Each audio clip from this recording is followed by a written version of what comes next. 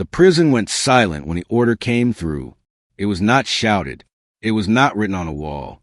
It was passed quietly, from cell to cell, from one inmate to another. By the time the guards noticed something was wrong, it was already too late. Doors stayed closed. Food trays were untouched. No one moved. And the strange part was this. The man who gave the order was locked alone in a small concrete cell, 24 hours a day. He did not carry a weapon. He did not walk the yard. He did not shout or threaten. Yet everyone listened. That was the moment the prison officials finally understood the truth. This inmate was not just serving time. He was in control. From behind steel bars and thick concrete walls, he was running the prison. But how could one man, locked away and watched every hour, become more powerful than guards, gangs, and wardens? To answer that, we have to go back to the beginning, long before the prison went silent. Before he became known as the most powerful inmate in America, his life looked simple from the outside. His name was Marcus Reed. Marcus grew up in a rough neighborhood, but not the worst. He went to school. He played basketball. He learned early how to read people. He noticed who talked too much, who stayed quiet, and who made decisions without raising their voice. Even as a child, Marcus understood something important. Power did not always come from being loud or strong. Sometimes it came from being patient. As a teenager, Marcus fell into crime, not because he was reckless, but because he was careful. While others robbed stores or fought in the streets, Marcus stayed behind the scenes. He planned. He watched. He made sure other people took the risks. When he was finally arrested in his early 20s, the police were surprised. Marcus did not fit the picture they had built in their minds. He did not argue. He did not resist. He sat quietly during questioning and answered only what he needed to. That silence would become his greatest weapon. Marcus was sent to a state prison, a place filled with noise, anger, and fear. For most people, prison breaks them. For Marcus, prison became a classroom. On his first day inside, he learned the rules that were never written down.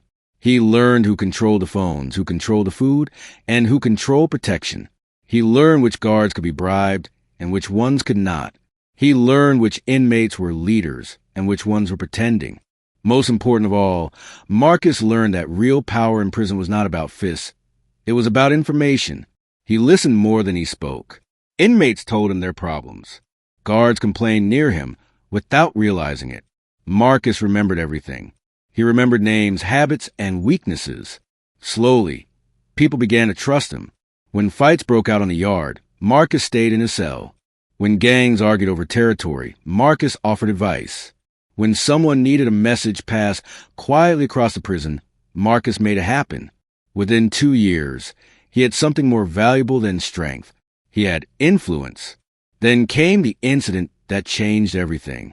One night, a major fight erupted between two prison groups.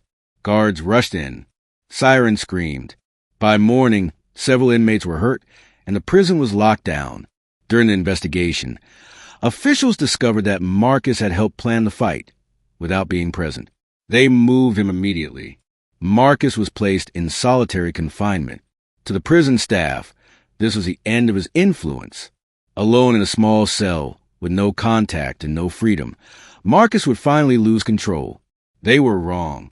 Solitary confinement did not weaken Marcus. It sharpened him. From his cell, Marcus learned the prison schedules by heart. He memorized guard shifts. He studied how messages traveled, through notes, whispers, and routine movements. He discovered that even in isolation, information still flowed. He began sending messages to other inmates during meal delivery, cleaning shifts, and medical visits. Short phrases, simple instructions, nothing that could be traced directly back to him. Outside his cell, people listened. Marcus became a problem solver. If two groups were about to clash, his word could stop it. If someone needed protection, his approval mattered. Even guards noticed that areas Marcus had influence over were strangely calmer. That scared them. Prison officials moved Marcus again, this time to a federal facility. Higher security, thicker walls, more cameras, less contact. But Marcus had already adapted. In the new prison, the same pattern repeated. He stayed quiet. He observed. He learned who controlled access to phones, who handled paperwork, and who cut corners. He never asked for favors. He offered solutions. Over time, other inmates began to treat his cell like an office. They passed messages to him. They waited for his response. His word carried weight because it was fair and final. Marcus did not threaten people. He made them believe that following his advice would keep them alive and out of trouble. That belief made him powerful. Years passed. Marcus was transferred again, this time to a Supermax prison, the most secure kind, a place designed to strip inmates of influence completely. Concrete walls, steel doors, no group activities, no shared yards. This was where prison officials believed Marcus would finally disappear. Instead, he reached his peak. In Supermax, communication was rare, but not impossible. Marcus learned how long guards stood in certain spots. He learned which staff members spoke carelessly. He learned which routines never changed. From inside his cell, Marcus began shaping the prison's behavior. When a guard treated inmates unfairly, complaints appeared everywhere at once. When food quality dropped, work slowdowns followed. When a rumor of violence spread, Marcus sent word to stop it before it began. Soon, even prison leaders noticed something strange. Problems rose or fell depending on Marcus's mood. That terrified them. Then came the day of the silent prison. It started in one unit, then another, then another. Inmates refused meals. They stayed calm. They followed rules, but nothing more. No noise, no fights, no cooperation. Prison officials tried to find the leader behind it. They searched cells. They questioned inmates. No one spoke. Finally, they traced the silence back to one place, Marcus Reed's cell. When officials confronted him, Marcus did not smile. He did not argue. He simply said one sentence. Fix the problem, and it ends. The problem was a guard who had abused his power. The prison removed the guard. Within hours, the silence ended. That was the moment officials realized the truth. Marcus was not just surviving prison. He was running it. But power always creates enemies. And as Marcus's influence grew, so did the fear around him. At the end of this chapter, the most extreme event had not yet happened, but it was close. Because that same night, after the prison returned to normal, a sealed envelope landed on the warden's desk. Inside was a message written in careful handwriting. It listed names. It listed dates. And at the bottom, it said, "You can lock the door, but you cannot stop what I control."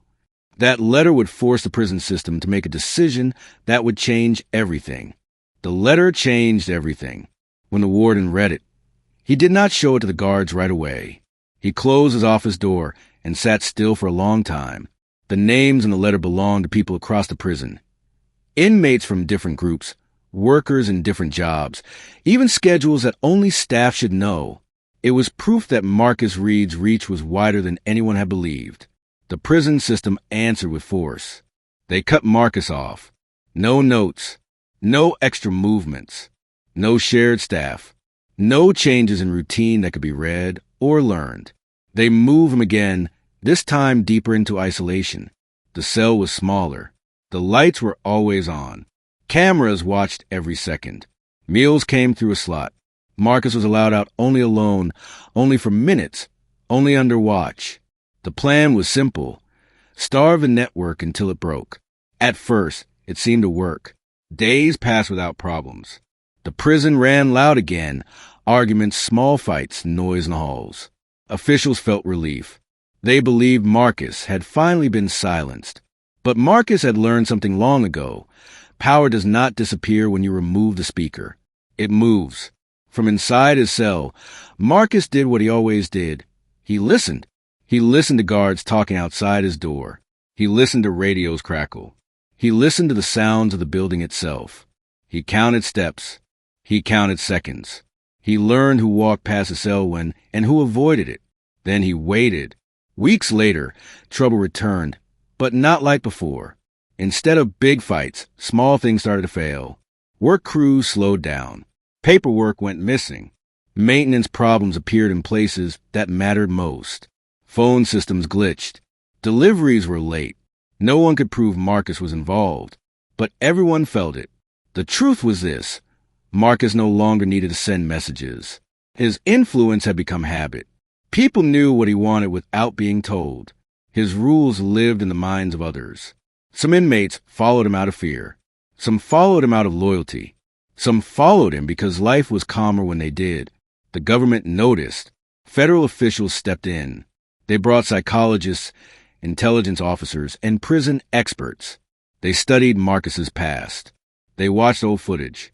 They tried to understand how a man locked in concrete could control so many others. Their answer was unsettling. Marcus did not rule by violence. He ruled by balance. He stopped chaos before it grew. He punished only when needed. He rewarded fairness. In a place built on fear, Marcus offered order. That made him dangerous. The officials decided to try something new. They offered Marcus a deal. Not freedom, but influence under rules. They wanted him to help calm violent units in exchange for small comforts: books, longer showers, more human contact. The idea was risky, but the prison needed stability. Marcus listened to the offer without emotion. Then he said no. "If I help you," he said calmly, "I become your tool." Tools get thrown away. The talks ended. What followed was worse. Someone tried to kill Marcus. It happened during a solo movement. Just seconds. Just enough time. A homemade weapon slipped through a slot meant for food. The cameras caught confusion. Shouting, boots running. Marcus survived. Barely. The prison locked down harder than ever before. Officials searched every inch of the facility. They questioned guards. They isolated inmates. They shut down units. And then something unexpected happened. The prison went quiet again, but this time it was not organized. It was angry. Fights broke out without warning. Gangs clashed. Guards were injured. Units that had been calm for years erupted in violence. The balance Marcus had kept, without anyone realizing it, was gone. That was when officials understood the worst truth of all. Marcus Reed was not the cause of order. He was the reason it existed. Without him, the prison was falling apart. As pressure rose, the government faced a choice it never wanted to make: keep Marcus locked away and watch the prison burn, or find a way to control the man who controlled everything. They chose the third option. They moved Marcus to a black site facility. No name, no public record, no contact with other inmates. They believed that removing him completely would finally end his power. The transfer happened at night. Armored vehicles. No markings. No witnesses. Marcus was shackled, hooded, and driven away. For the first time in years, his cell was empty. Prison officials breathed again. But 3 days later, something happened that made their blood run cold. Across multiple prisons, different states, different systems, work stoppages began at the same time. Violence paused. Silence spread. And in each facility, written in different handwriting, the same message appeared: he's still watching. That was the moment everyone realized the truth.